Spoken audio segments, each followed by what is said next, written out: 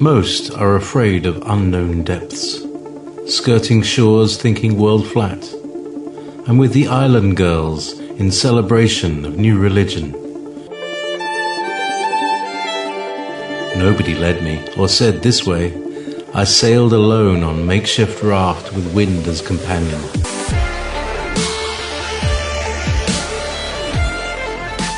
Fate for deliverance, confidence enough to assess new disposition. Seekers of lost paradise may seem fools to those who never sought the other worlds. Welcome to Momentary Zen with Zen Garcia. Visit www.fallenangels.tv. You're listening to Revolution Radio. Pick it up next week. Once angel, swift, strong, we were witness to the grand unfolding, the establishment of heaven and earth as foundation for greater mystery. In you dwells the memory, the knowledge of Christ singing creation into manifest being. And though much has eluded many a prophet and king when it comes to the enigma of kingdom, all have equal merit to every obscure knowing. We are called to more than the expectation of world.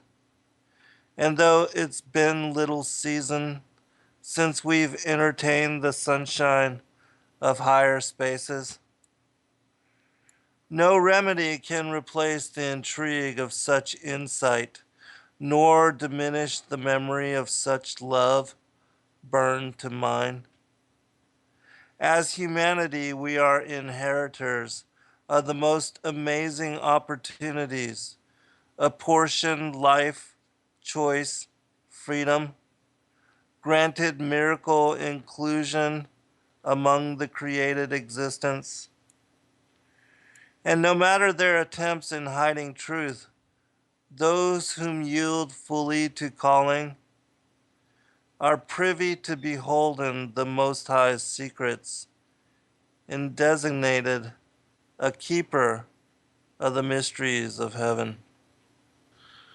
Welcome, friends. I'm your host, Zen Garcia. This is Momentary Zen. And today I'm going to be covering, following up on some information from last week's show. It seems that some of the listeners are not clear on some of the aspects that Chris and I covered. Christopher Tyerman from the Chronicle Project.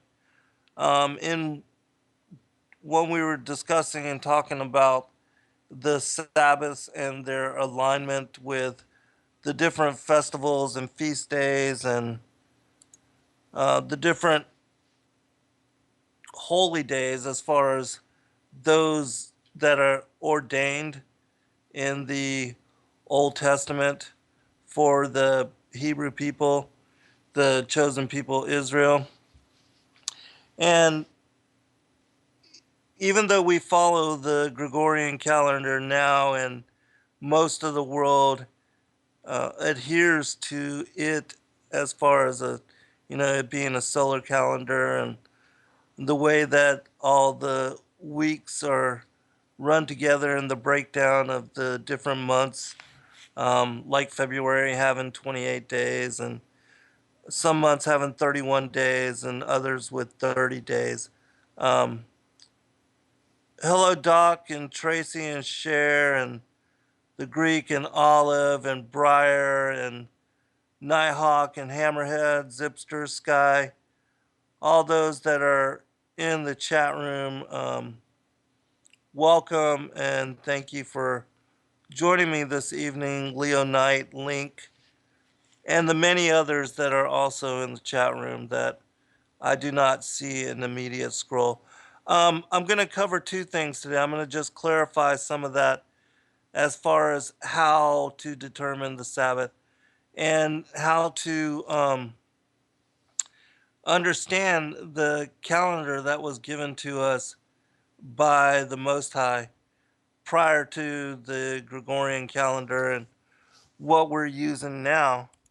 And and then afterwards, I'm going to go into some of the aspects of the fallen angels, as far as the rebel angels, and then a second incursion which happened with the Watchers, and how those two incursions align with the prior times and with some of the things that we've come to know as far as the mythology, the oral traditions of many indigenous peoples worldwide that cover um, and understand, have a memory of things that happened going way back even to that time. And Hesiod spoke about this in his work, Works and Days, when he talked about the Golden Age and then the Silver Age and the iron and the brass, and how these different epochs of time, how they define when the so-called gods or the ancient aliens or the Anunnaki or the Nephilim, whatever it is that you want to call it, how that prehistory, those things occurred prior to the last 6,000 years of modern humanity, and what the gospel lays out as the period from Adam to, humanity, who we are even now. Okay, well, and so just to bring some clarity to the Sabbath, help people understand it, the lunar months, as they are laid out by God's calendar, and also God's calendar begins on the vernal equinox, which is the day that designates the beginning of spring. And the progression of the four seasons is spring, summer, fall, winter, which makes sense according to what we see as far as the creation and how things unfold. And, the Gregorian calendar begins with the new year begins in January 1st. And this is after, and the reason that they start it with January 1st is because of the winter solstice, and because the um, those that had established the Gregorian and as well as the Julian calendars, they were sun worshippers, worshippers of the sun god. And much like the Masons, because the Masons worship Lucifer as the sun god. And so the winter solstice represents the day when the sun reverses course. It's the longest night of the year, shortest day of the year, and it's on or near about December 21st that the sun reverses course in the sky, and moving from the Tropic of Capricorn begins to move back towards the equator and the Tropic of Cancer. And so, that's why that's why the Luciferians and the sun worshippers established December 25th as Christmas, and have basically duped the Christian world into celebrating the birth of Christ on that particular day. All of that, the winter solstice and the changing of the day, the new year to January 1st, has to do with sun worship, with the marriage of Christianity with paganism, which is what happened with the acceptance of the Julian calendar, and also with Constantine, and how um, how Christianity became paganized, and um, pagan religions, were also Christianized. And so from that time onward, we have followed a calendar which is based upon the movements of the sun and the 12 months as laid out by um, those particular calendars. And as far as the days of the week as well as the days of the month, they are also based upon the names of the pagan gods, the pantheon of gods and goddesses, as well as the names of the planets who were considered to be pagan gods as well. And even the days of the month find their basis in a similar manner, have their connections and links to these pagan deities. And so, anyways, going back to the calendar that was given to Adam when he was banished from paradise, he was given 4 books. One of them was the Book of Signs, and the Book of Signs the is the book that contained this particular calendar system that is based on the lunar months. And so the way that the months unfold is that you have one 30-day month and then you have a 29-day month, and they alternate back and forth for the 12 months of the year. Um, and the first day of the month is always designated new moon. And when I say new moon, I'm referring to not what science calls new moon, but what the book of Enoch and as well as the Hebrew people, how they determined and designated the new moon. And that would basically be when the moon was 1/14 of a portion full. Because from the day of conjunction, when the moon is completely dark, or when it's called a dark moon, until the time that it is full, it goes through a progression of 15 days. And every quarter, it takes it takes the moon 7.3 days to go into the first quarter, and then full moon, and then third quarter, and back to conjunction. And so the book of Enoch and the way that the Hebrew people determined new moon was by when the moon was that um, 1/14 portion full, or 1/7 the portion, as far as the first quarter. Um, and the way that science determines a new moon, it calls the when the moon is in conjunction, or when the moon is completely black and you cannot see it in the sky. That's when science determines or calls that particular the dark moon the new moon. And so all of the lunar months begin with the new moon, when you have that um, first crescent of the first quarter moon, the first day in the 7-day cycle of the first quarter moon. And then, 7 more days takes us to full moon, 7 more days to third quarter moon, and 7 more days back to conjunction. And every first day, the new moon day on God's calendar, is not counted as one of these 7 days of the uh, like, it's not designated Monday, Tuesday, Wednesday, Thursday, Friday, Saturday, or Sunday. It just is the day of the new moon, the first day of the month on each of the lunar months.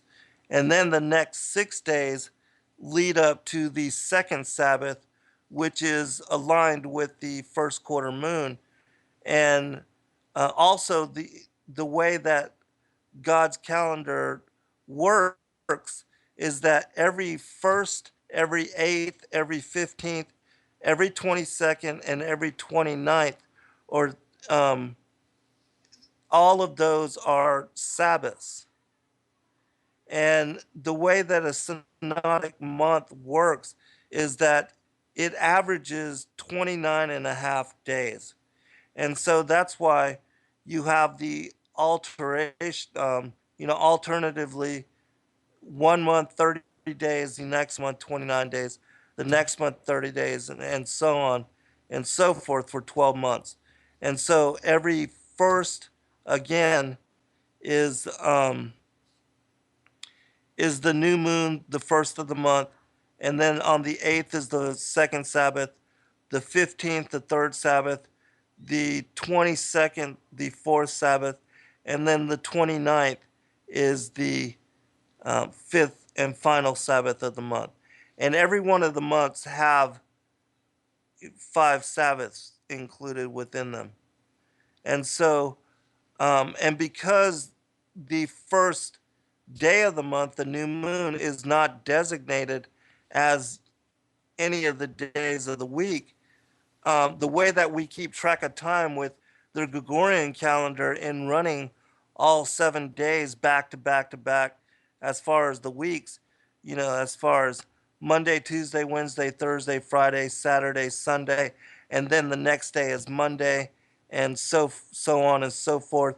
All of the days, all the weeks, all the months of the year run congruently back to back. They're all in a long line. And so the Gregorian calendar never takes into account the day of the new moon. And so because of that, um, the new moon can fall on any day of the week.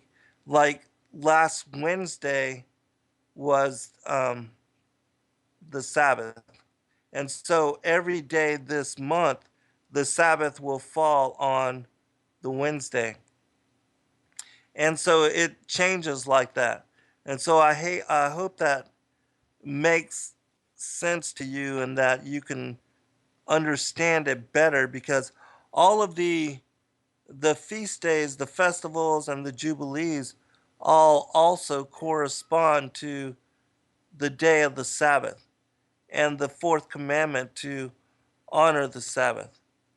And the a lot of the Christian world does not believe, or do not believe, that we are held to account currently, because they believe that we're under a new covenant and that we only have to follow the dictates of the New Testament. And so um, most people do not follow the Hebrew feast days or festivals, nor do they honor the new moon or the Sabbath in the way as I just laid it out for you. And they don't determine it in that way. Most mainstream Christians go to church on either Sunday or Sunday, and they're gathering and going together to church on those days is their way of honoring the Sabbath. And so, and another thing, as far as, the Christian holidays that we currently worship and follow, days like, Valentine's Day, Easter, Christmas, um, Halloween, all these different days, which are now Christian holidays, these are all paganized, um, ritual days from some honoring some pagan deity or some feast or festival, which, again, was honoring some pagan deity. And so all of those holidays are, again, not the original Hebrew feast days and festivals that were mandated, ordained by the Most High God for Christians and the Hebrew people to follow. And so, um, just to give you an idea of how so many people now are unwittingly involved in idolatry because they don't understand how to determine when the Sabbath is, nor that we are still under the ordinance to, to honor the festivals and feast days as laid out in the Old Testament. And so, hopefully that brings you clarity on what Chris and I were talking about last week. If you have not heard that show, you can go to my YouTube channel under Endeavor Freedom, and it would be one of the last shows that I've uploaded. All right, let me post this into the chat room real quick.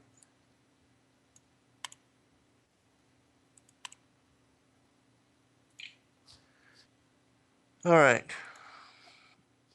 And so, one of the reasons why I wanted to get into, which I'll be going into this topic with the rest of this show, talking about the fall of the rebel angels, also the incursion of the watchers, and how these two events align with the prior times.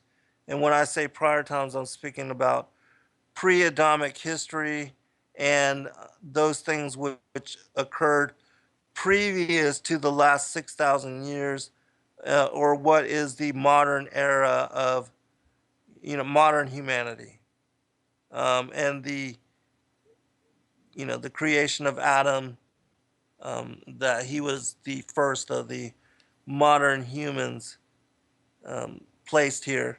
Banished from paradise, he found himself placed here upon the earth. And so the reason I'm want to cover some of this information is to help people to understand how we have also been deceived into, and a lot of the world has been deceived into worshiping the rebel angels or even the watchers as the ancient aliens, as the gods of most of the pagan cultures and religions worldwide. You're welcome, Zipster and Olive, and those of you that found found that information beneficial as far as helping you to understand the Sabbath. And now, the reason I'm saying this, and this was the whole reason why I wrote my sixth book, Sons of God, Who We Are and Why We're Here, as well as my seventh book, Skyfall, was to help people to understand why it is that it says in Revelation 12 that that old serpent, that ancient dragon known as the devil and Satan, how it is that he deceiveth the whole world. Because this all goes back to what it talks about in Ezekiel chapter 28 and Isaiah chapter 14. When Lucifer, as a fallen cherub, how he had been in paradise prior to his fall, and how he wanted to be as the Most High, and how he boasted that he would elevate his throne, his his seat above the throne of God, and that he would steal the worship of the Most High, that he would displace the worship of the Father and the Son, so that he could parade himself as the new morning star.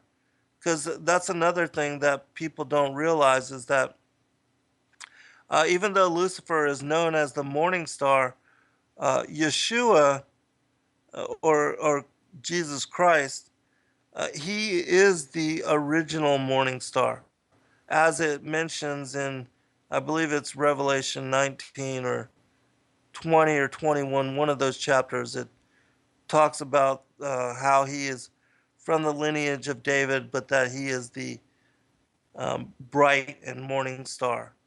And so Lucifer, wanting to be as the Most High, he has stolen not only that title, but also has diverted humanity's focus and worship of the original morning star to himself. And so we'll talk about more of that when we come back from the first break. And hopefully, in my discussing and pointing out the two incursions which occurred, um, in our ancient past, how these two incursions led to the establishment of the pagan religions worldwide, and how so many peoples have been led unknowingly and unwittingly, even to up until this day, with the continued worship of Lucifer and the rebel angels, um, without knowing any different or better. Just because they grew up in a certain culture or a certain part of the world, um, they've been led astray without realizing it. And so, and again, as far as my own background and my own history, I was involved in study of New Age mysticism um, for 20 years before coming full circle. We'll be right back. All right, welcome back, everybody. Just gonna cover a couple passages from the two that are found within the gospel that relate um, Lucifer's station prior to his banishment from the heavens, and um, when him and one third of the angels of the Most High, those that joined him in rebellion and in the war in heaven, when they were cast out of the upper heavens and banished here to the earth. He said, it says, "How art thou fallen from heaven, O Lucifer, son of the morning?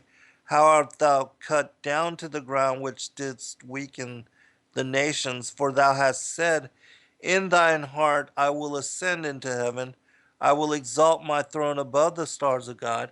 I will sit also upon the mount of the congregation. In the sides of the north, I will ascend above the heights of the clouds, and I will be like the Most High." And so this declaration is the whole agenda as far as the New World Order. Because contrary to what we think that the New World Order has only to do with the establishment of world government and global dominance, rule with impunity by the bloodlines that are linked to Satan.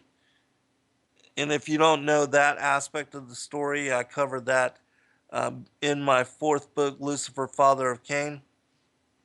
That the beguilement of Eve, which took place in the garden, her eating fruit from the tree of the knowledge of good and evil, that has everything to do with her being seduced by the Nakash, which the Nakash, meaning the Hebrew word, means enchanter, shining one. That he was much like a magician, or because he was a heavenly being, and so to Eve he was supernatural. He seemed to radiate and to have powers and abilities that she did not have at that time. And so, and so when Adam and Eve were cast out of paradise after eating of the tree of the knowledge of good and evil, they were transformed into flesh and placed here upon the earth that we now find ourselves living and inhabiting upon. That it was here that she was seduced and impregnated with Cain, and that the children of the devil, the seed of the serpent, they are those that are sitting on the thrones of the world today. And that um, Christ referred to these people as a den of the vipers, the Pharisees, which, um, the Pharisees that came to hold authority over the temple, because they were spared by Joshua in the time when he went in to wipe out every man, woman, and child that was living in the land of Canaan at that time. And as we stated in last week's show, even though a lot of people believe that that sentence was harsh and that they, no, David is the Most High seed, Olive. But anyways, even though most people think that his commandment to wipe out every man, woman, and child was so harsh, and they depict the Most High God, or the God of the Old Testament, Yahweh Elohim, they consider him to be homicidal or genocidal, and that this is, for a lot of people, they have used this um, as reason to hate or to not follow the God of the Old Testament. You, you have to realize that the people that were living in Canaan, that not only had they mixed with the fallen angels, and the watchers, and but they were also involved with the giants, and that the giants were living in that area of Bashan, and there was 60 cities of them. That Og, as a remnant, as the only giant that had survived the flood of Noah's day, and the reason he survived that flood, if you look into it, it mentions this in Genesis chapter 15 of the Targums. It speaks about how he was spared by riding on top of the ark. And I know that sounds crazy, and some people, you know, they believe that this is a, as far as a story, that it's a fairy tale just because it's based on Jewish lore. Some of the lore that goes back 4,000 years. But this is also, as I said, mentioned in the Targum, and this is also mentioned in some of the other books, whether it's the Talmud or the Zohar or whatever. And I'm not saying these are inspired texts, but the fact that uh, Og was spared in this way is historically known through these various texts. And so the people that were living in the land of Canaan at the time that Joshua and Israel went into that land, they were those that worshiped Moloch and that offered their children up in sacrifice. They were also cannibals. They were also involved in the drinking of blood. And these were just some of the abominable um, things they were involved in worshiping their fathers, the rebel angels. And so that's another reason why the Most High God hated um, pagan, pagan religions and idolatry. And this is also why he allowed Israel to be oppressed in Egypt for 400 years. And by bringing them out of Egypt and taking them into Canaan and allowing them to take over that land, he was showing how he was the only true God, and how all of the other pagan gods, how they were nothing more than his angels that were cast out of the heavens uh, long prior. And so this kind of helps people to understand why why Israel was given the commandment to wipe out every man, woman, and child, and also whom they were going up against in the land of Canaan, and how those particular people, as I said, they were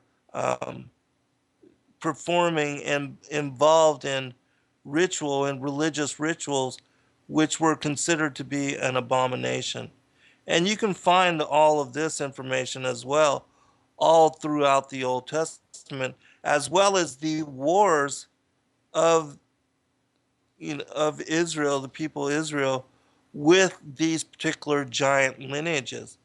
Because it wasn't just Moses going up against Og and Joshua going up against the sons of Anak, but this continued on, and you find even the story of David and Goliath, and then the children of David fighting against the brothers of Goliath, and how there were four giants um, from that were the children of Og when he married into the children of Cain, who are the original serpent seed. And so, yes, the giants are also the serpent seed, but Cain, the line of Cain, because Cain killed his brother, Cain was the original hybrid son of the devil. And all of those that were born of his lineage and that peopled the world, they were of the devil's children. They were what the Genesis book called the children of the devil, or the seed of the serpent. And all throughout history, through all of the scriptures, you have this war between these two bloodlines, these two lineages playing out. And even with um, Ishmael and Isaac, Jacob and Esau, uh, Christ and the Pharisees, I mean, all of this plays out continuously throughout all of history. You have this war between these two bloodlines, these two lineages. Even with the sons of Jacob and the children of Esau, it's the same kind of war taking place, and it's still ongoing today. I've read that quote from one of the elites, one of those that had been told by his family line that they were, basically the children of the devil.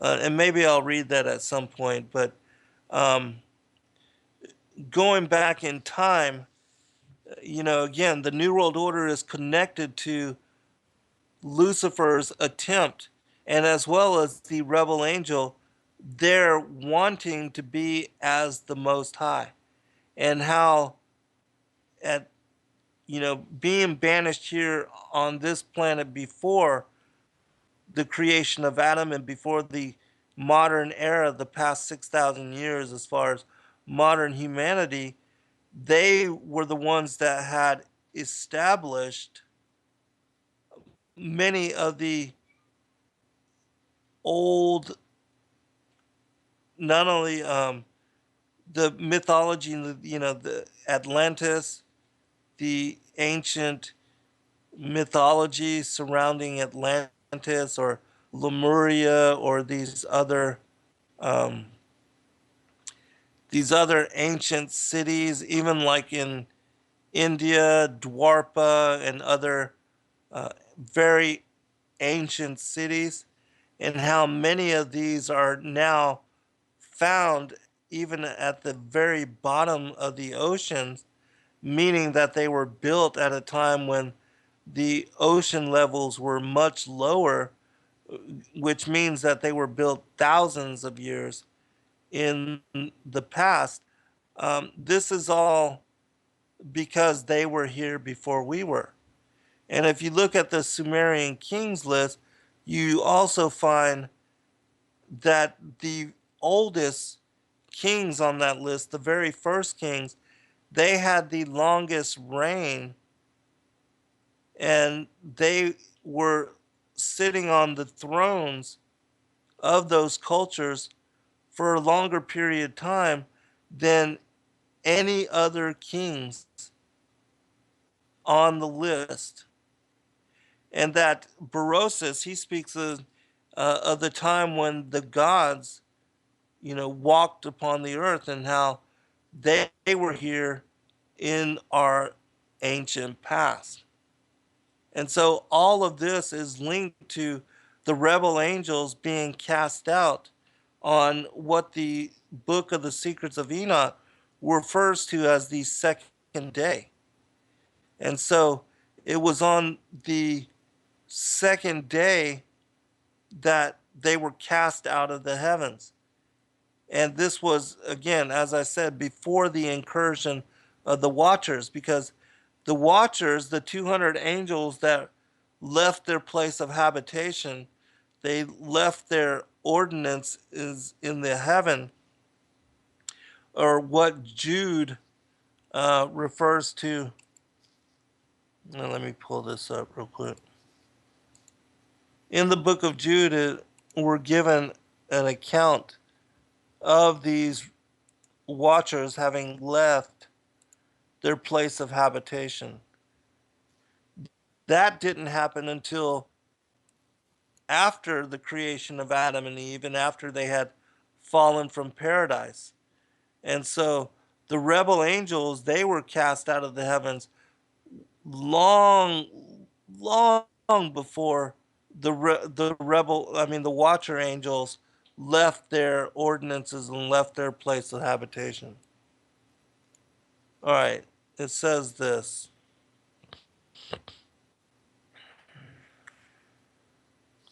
Hold on. Let me make sure. Okay, yeah, here it is. I will therefore put you in remembrance, though you once knew this, how that the Lord, having saved the people out of the land of Egypt, afterward destroyed them that believed not. And the angels which kept not their first estate, but left their own habitation, he hath reserved in everlasting chains under darkness unto the judgment of the great day.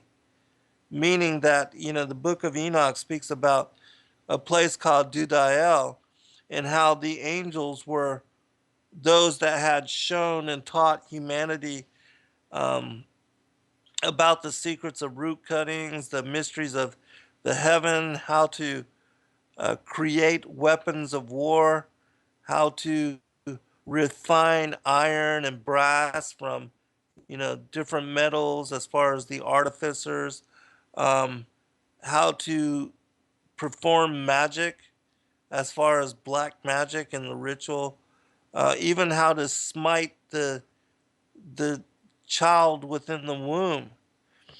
All these things the book of Enoch cites as finding their origin with the Watcher angels, those 200 angels which left their place of habitation and that lusting after the daughters of Cain, they went to whoring after the children of humanity.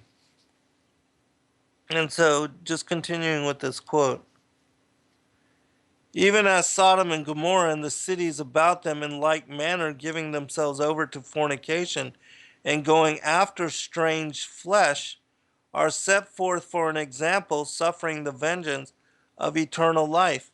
I just did a show this past Saturday on the writings of Abraham. And in that particular text, it talks about how the residents of Sodom and Gomorrah, how they would abduct the people that came into their city, they would steal their goods, and then they would basically gang rape them, men and women.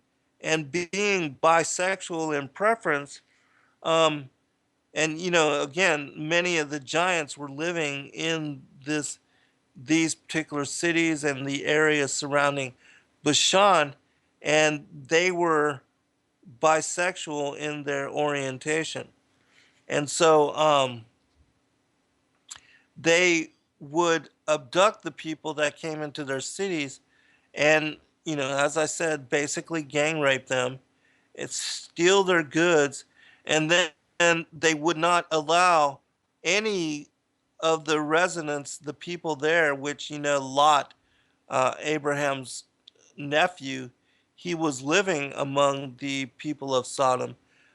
They were not allowed to feed or to take in to the city any of the strangers that visited their particular cities. And so they were allowed to starve to death.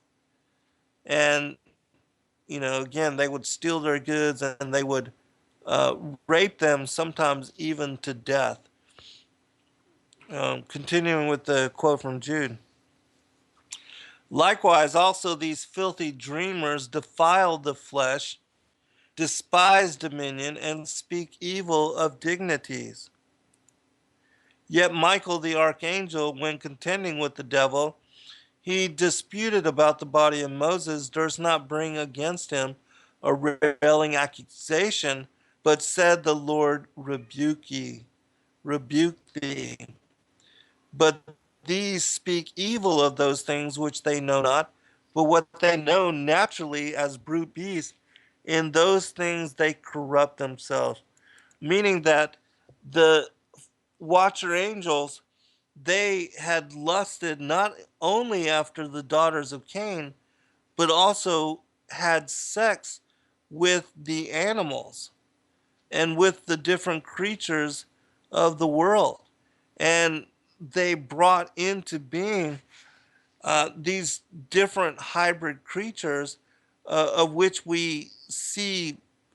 um, we find in the mythology of the world creatures like centaurs and gorgons, things of that nature. We'll be right back. Welcome back, everybody, for second hour. I'm your host, Zen Garcia. This is Momentary Zen, and I do want to remind the listening audience that Revolution Radio does need your support, your monetary assistance. If you can afford to share it, and we're not asking you to put yourself out in any way, but for the price of a Happy Meal if you eat at McDonald's, or the price of a meal anywhere else, as far as any particular fast food chain, you can gain access to the archives, which allows you to download in MP3 form all of the shows of all the various hosts on both Studio A and Studio B, going back to the beginning of January, even of last year, I believe. Um, and so that's a lot of shows, a lot of information. And especially for those of you that are pressed as far as your time, and you're only able to get to the network for different time slots, you may not have ever had chance to listen to some of the other hosts, and this would give you the ability to do exactly that, and also in your own time.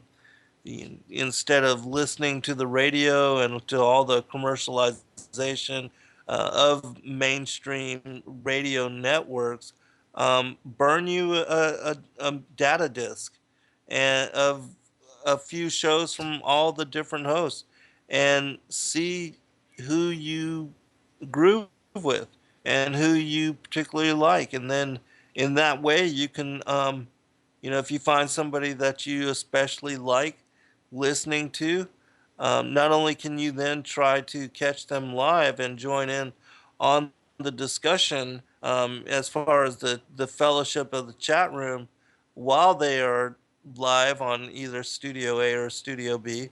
Um, but you can also gain access to all of the shows, as I said, going back months and months and months, and catch some of the special guests that I know that all of the different hosts have uh, invited and have interviewed on the both the Studio A and Studio B.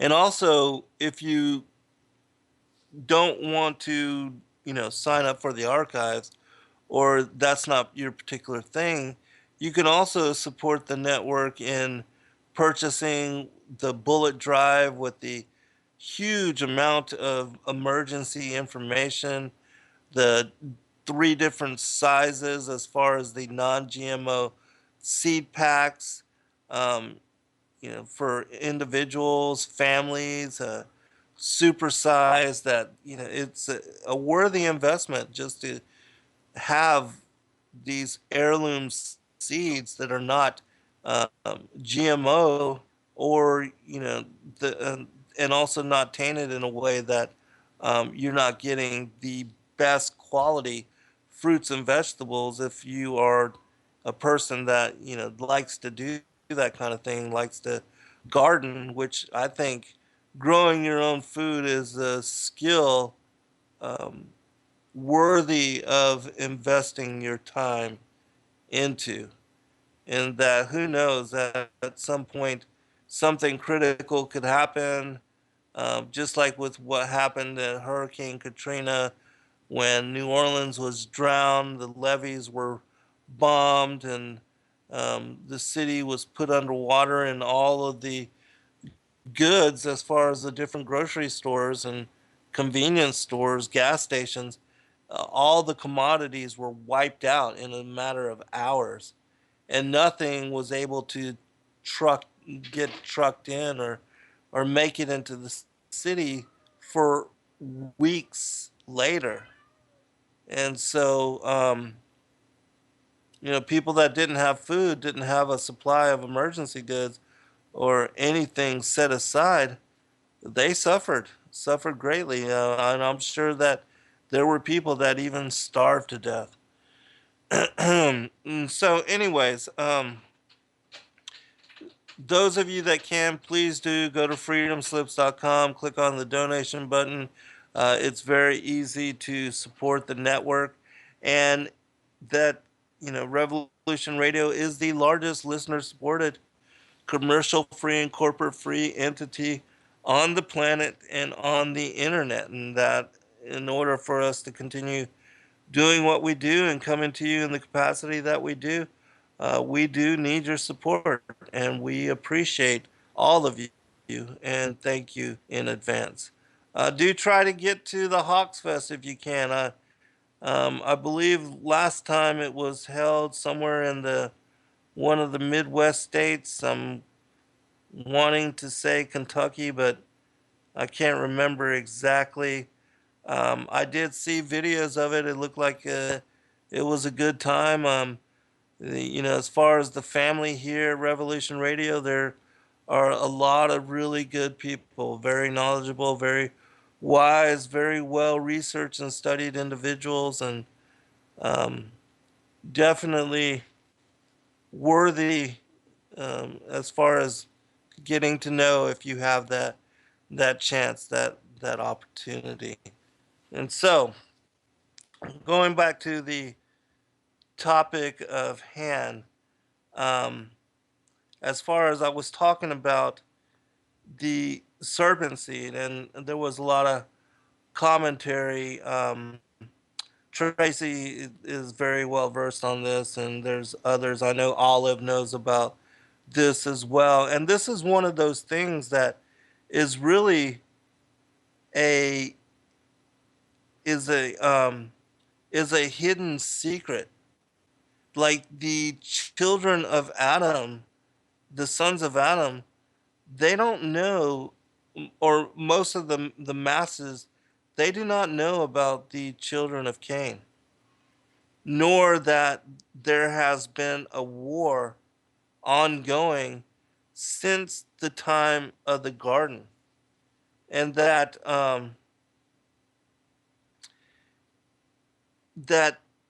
this is the reason, one of the reasons why they do the things that they do in supporting Lucifer and the other rebel angels and the agenda that has been put forth for them in the, the protocols of the learned elders of Zion, and other um, New World Order texts, quiet weapons for a silent war, things of that nature. There's many, the report from Iron Mountain, um, where they talk about their modus operandi, the how they would assert global dominance, and also like the letter from Albert Pike to Giuseppe Mazzini, the creator of the Italian mafia, and Albert Pike, he was the uh, Grand Master of the Scottish Rite of Freemasonry, and also he was a Civil War general.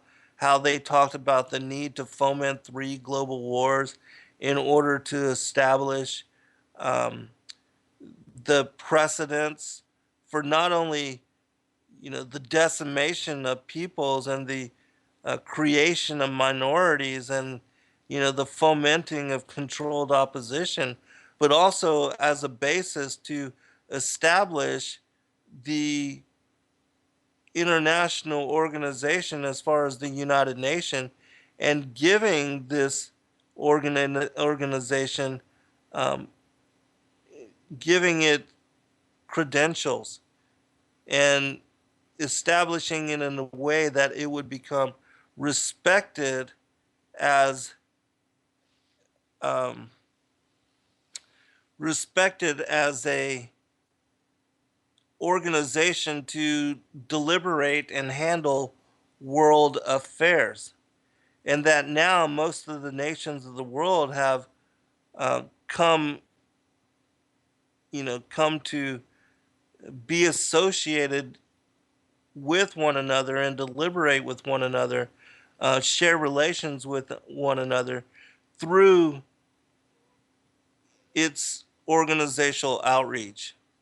And that the whole purpose for the United Nations, um, as established by the ruling elites, the transnational globalists, is to have a front for their global rule, and their, as far as their grandiose power, that the United Nations is more um, about giving them this world recognized authority and this world recognized uh, power, and allowing them to assert this kind of power, um, than it is in handling and stopping wars of conquest, or invasions of other countries, trumping national sovereignty of different peoples or countries of the world, because they have not done that. In fact, the United Nations has been responsible for the creation of more wars, and sanctions, and um, you know, okaying different invasions, and so that's what the world does not recognize, is that the United Nations is not for the perpetuation of peace, but more about the perpetuation of controlled opposition and antagonism. And that historically, if you don't know about government sponsored terror and how the nations of the world or the governments of the world, like especially with the United States and Israel and other Western countries, how we have historically funded the boogeymen. We've funded the terrorists. We've created the extremists, the radical Islamic fundamentalists. Um, and the elites have dictated that they would do this in the protocols that they have put out, and that they are basically laughing at the people of the world, because we don't understand how it is that they are doing this, and that they are utilizing taxpayer um, taxpayer money and funds to support the terrorism, and that they can then uh, pull the boogeyman like a jack in the box anytime they want an incident or a particular occurrence to happen, uh, to foment their agenda, to drive their agenda, to give them a pretext to respond in a certain way, that it has always been laid out in this particular manner. And the people, because they're too ignorant to realize um, that the global elite work in such manner, um, they think that if they support the right or the left, that it will make a difference, when in actuality there's no difference as far as the political parties. Nor and here's the other thing, as far as those countries that end up having within their borders and um, within their countries these homegrown groups, which are nothing but terrorists, like Hamas in Palestine, or Hezbollah in Syria, the Republican Guard there in Iran, which also supports terrorism across the Middle East. Now we have ISIS, um, and these other different terrorist groups, the Muslim Brotherhood. Um, it's taxpayer money that goes to fund and to arm them, and that the dictators that are established, that are, basically puppets on a string, when they are taken out, or when they are used in such a way that, like Saddam Hussein when he gassed the Kurds, and because he did that, America used his terrorist activity as a reason to justify the invasion of Iraq, um, which afterwards, there was such a, we created more terrorists. We've got a caller, so let me go ahead and take them. Yeah, caller, you had a question or a comment? Hi, Sam. It's Tracy. Hey, Tracy, how are you? Good. How you doing? I'm doing well, sister, doing well. Um, I I was wondering if you're taking callers. I will take this as a yes. yeah, of course. Always willing to do so. I always forget to really, declare that during the show. I always go off in a tangent. But yes, Oh, callers are always welcome, so the listening audience knows. But please, yeah, the floor is yours. I I want to say I always love your shows. I don't actually, I really do completely agree with your interpretation of the Bible. I just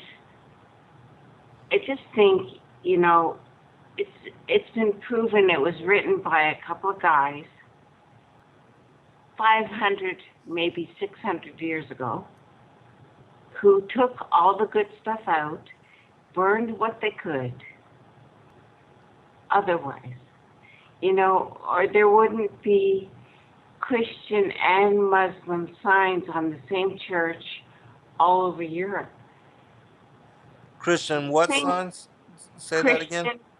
Christian and Muslim, the sign of the crescent moon, and Oh, the right, sun, right, yeah. and all the oldest churches, they have both.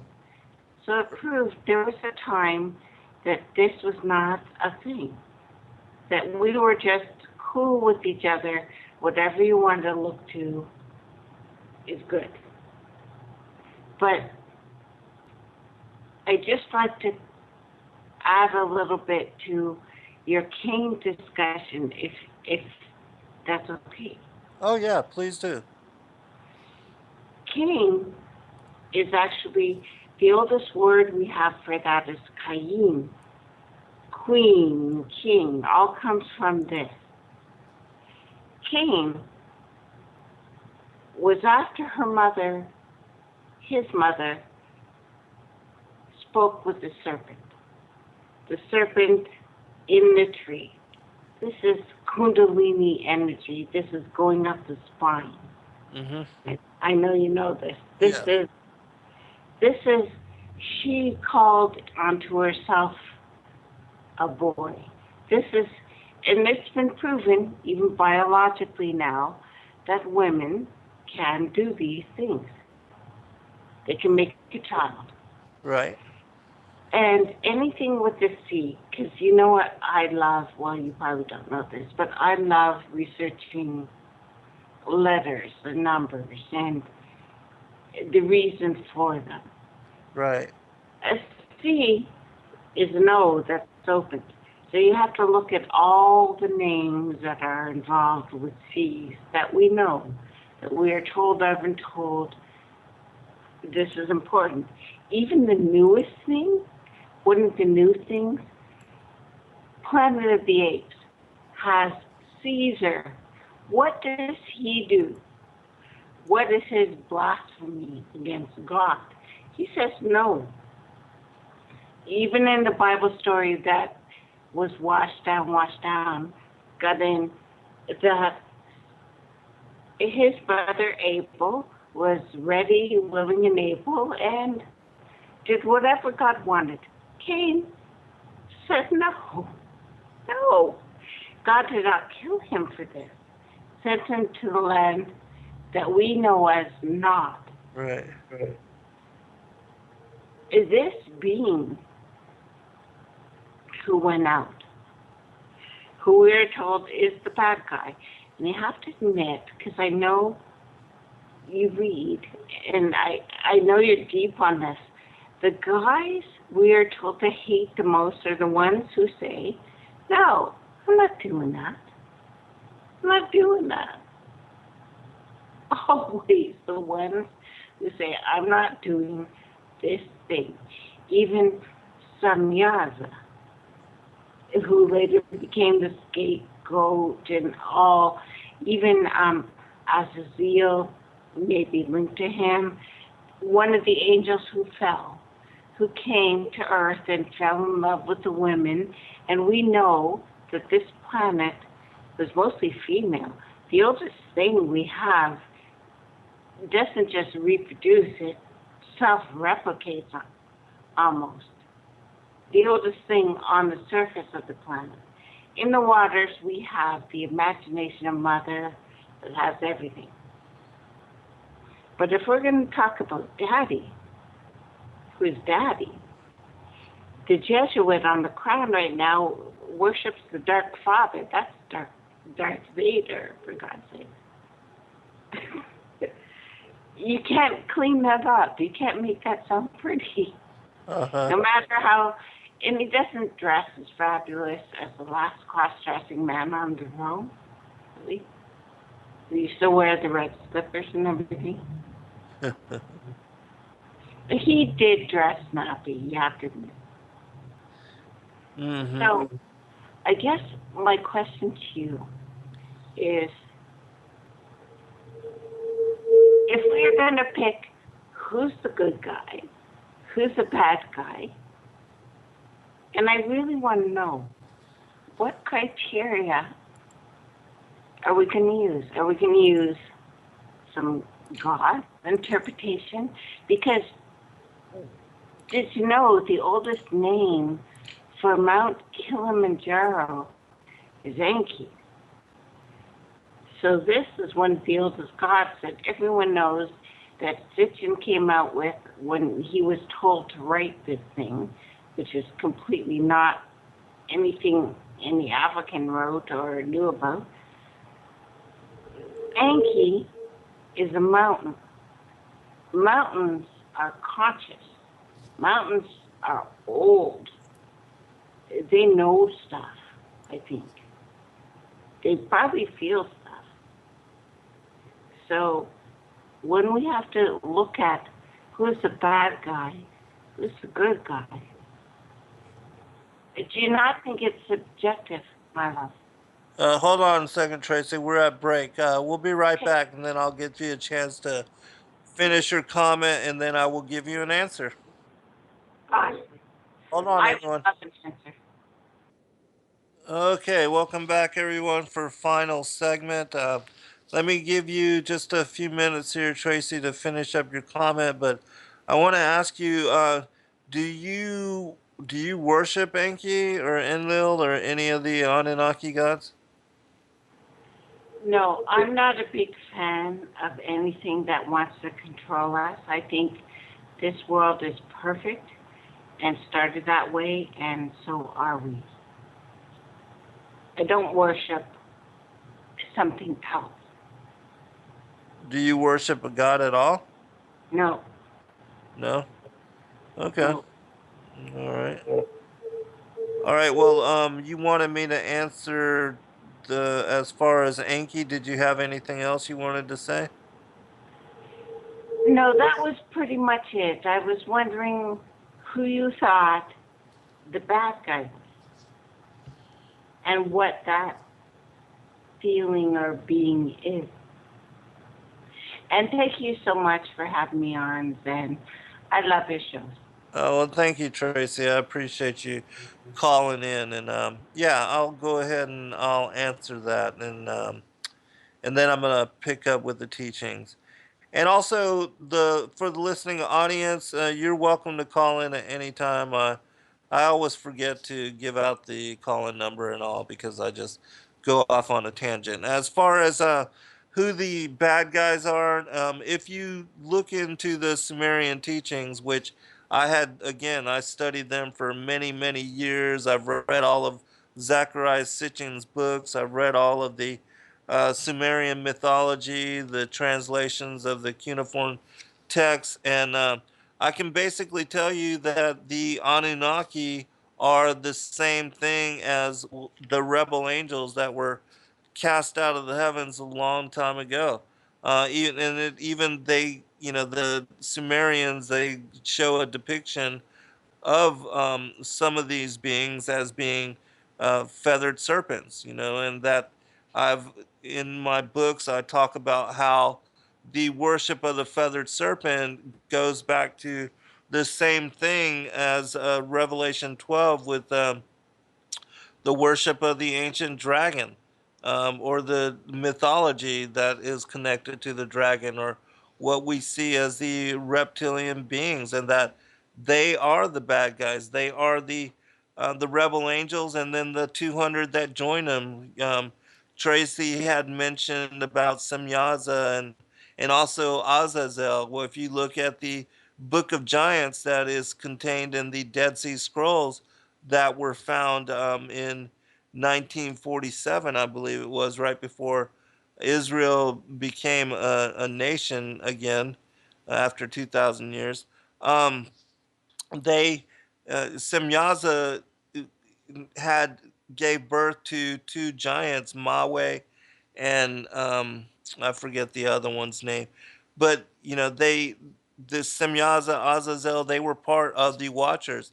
The Book of Enoch names them as being one of the leaders, the chiefs of the different hosts that fell, and coming down to the earth, they made a pact, a mutual pact. It says mutual imprecations to go ahead and commit this grand sin, which the grand sin was to take wives of the daughters of men.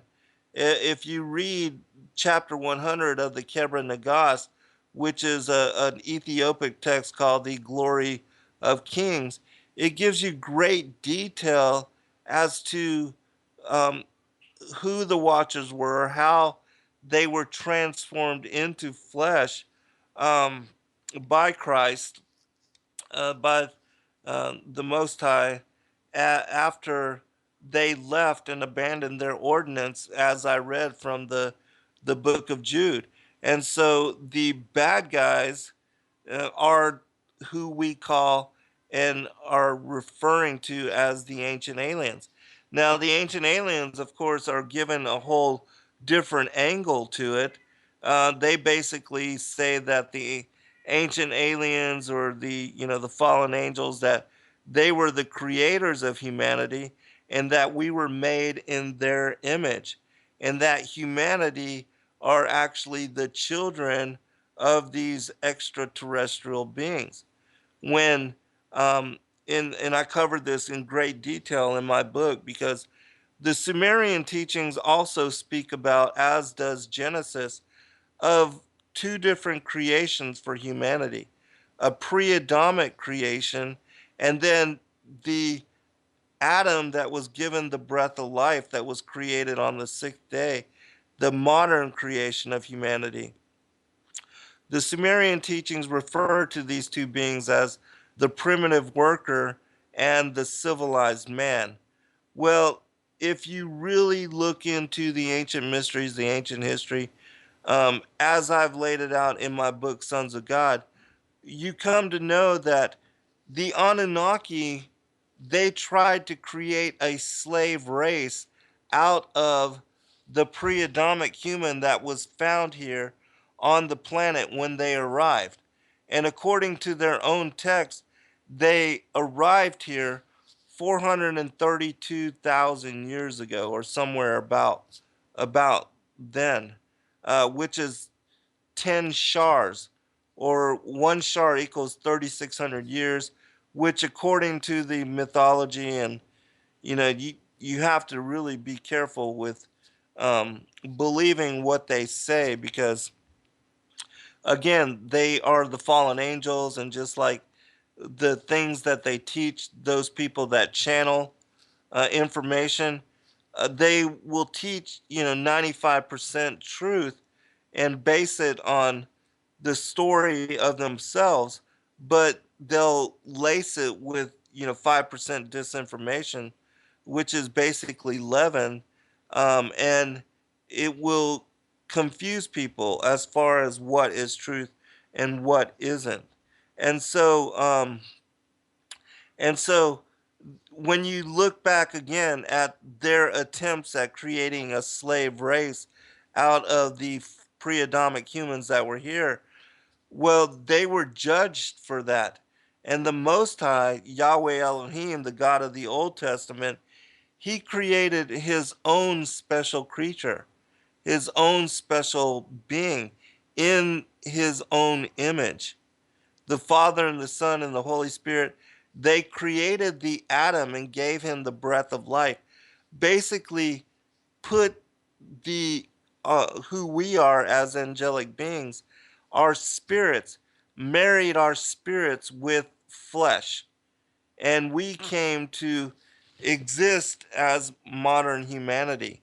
Well, after modern humanity came to be on the scene, Adam and his children, Lucifer seduced Eve, created his own bloodline, his own lineage to work through. And that is the children of Cain, as listed in Genesis chapter 4. And this is the whole reason why Cain and his lineage are listed and cited in Genesis chapter 4. And then you have Adam and his bloodline and lineage cited in Genesis chapter 5, beginning with Seth. The Bible says that Seth was born in Adam's similitude and his likeness. And the reason it says that is because Cain was not of Adam's similitude and likeness.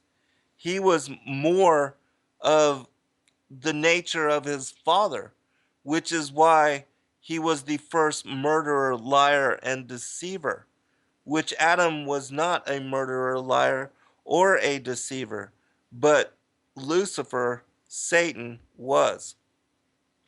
And so Cain followed after the nature of his father, and that's why he murdered his half brother Abel.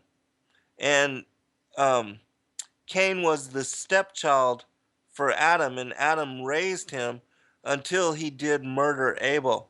And then he was exiled, banished from the family, and that's when he went into the land of Nod. And according to some stories, he married his own twin sister, who was to be given as bride to Abel. This was one of the reasons why he decided to kill Abel. The other was because he denied that there was a judgment or an afterlife, and they fought over that. You can find that story in the book of Jasher, in the book of Jubilees, if you want to get more detail on that particular aspect of it.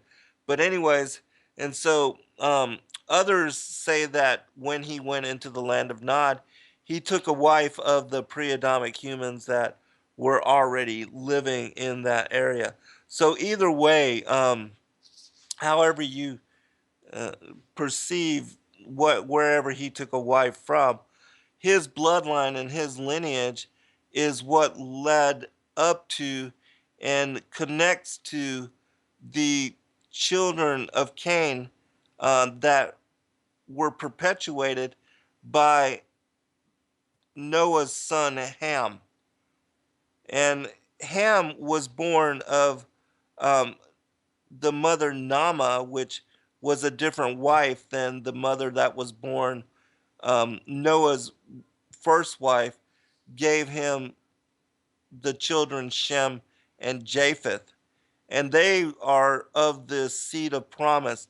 They are of the line of Adam.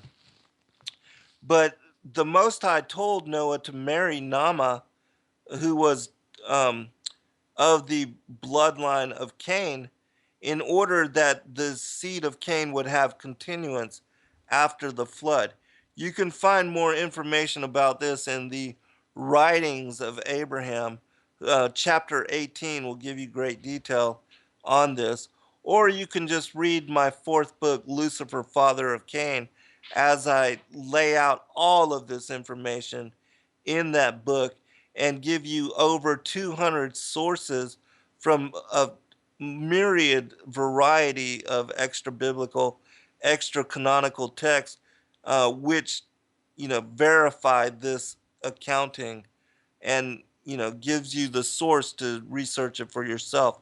But if you are interested in any of my books, you can go to zengarcia.com, click on the contact us, um, and send me an email and let me know which ones you are interested in. My first two books are sold out. My first book, Look Somewhere Different. My second book, When the Evening Dies. Those two are sold out. But I do have my third through my eighth books available. My third book is A Different Way of Being. My fourth book, Lucifer, Father of Cain. My fifth book, Awaken to the New World Order. My sixth book, Sons of God, Who We Are and Why We're Here. My seventh book, Skyfall, The Angels of Destiny. And my eighth book, which is a copy of the Aramaic and Palestinian Targums in English. And if you don't know what the Targums are, The Targums were translations of the original Hebrew Torah in Aramaic. And the Targums that I've released in my 8th book are the English translations of those Aramaic translations of the original Hebrew Torah, which they are fascinating to read, and they give you great insight into a lot of these stories, the biblical stories that people are confused on, like the whole seed of the serpent. The Targums verified this and have this accounting within them. Um, and, I do cite the Targums in my 4th book, Lucifer, Father of Cain, as well. And so if you're interested in any of those books, just contact me, let me know which ones you're interested in, and I'll be glad to give you a bulk discount as well as autograph them for free. Um, but continuing with the story. And so the rebel angels, the ones that were banished from the heavens on the second day, they were here on the planet and in the solar system from the second to the 6th day. And they were the ones, as the Anunnaki or the sons of Anak, they were what, Tracy asked me about the bad guys. They were the ones that were trying to create a slave race from the pre-Adamic humans that were already here. Which, if you're trying to create a slave race, and to enslave the peoples that were here on the planet, I would consider these people bad. And again, as I said, in at the beginning of the show, they are the Nakash of Genesis chapter 3. The Nakash meaning Lucifer, this serpent that tricked Eve into eating from the tree of the knowledge of good and evil, that he was the one that actually beguiled her, as it says in 2 Corinthians chapter 11, when Paul speaks about Eve not being a chaste virgin, that she was beguiled by the serpent, and she was impregnated with the child Cain, who was the first hybrid son of the devil. And so, um, this led to, during the time of Yared, which means descent, his name means descent. It was during his life, and he was the father of Enoch. It was during the time of Yared that the Watchers, the 200 angels led by Semyaza and Azazel and many of the other uh, Watcher angels, they left their place of habitation. They came down. They were transformed into male human bodies, and they were able to mate with the daughters of Cain. They were the ones that it says in Genesis chapter 6, the sons of God that mated with the daughters of humanity and created the race of giants known as the men of renown, and that there would be giants on the planet before and after the flood. These were the children that were born of that interdiction, of that. I talked about the two different um, incursions of angels here to this planet. Well, that was the second incursion. And so, if you don't know that there were two different incursions, you would not understand how one led to the prehistory, the prior times, and even to the mythology, the stories of Atlantis. These were the rebel angels, the Anunnaki of the Sumerian tradition. They were here on the planet before the modern creation of humanity.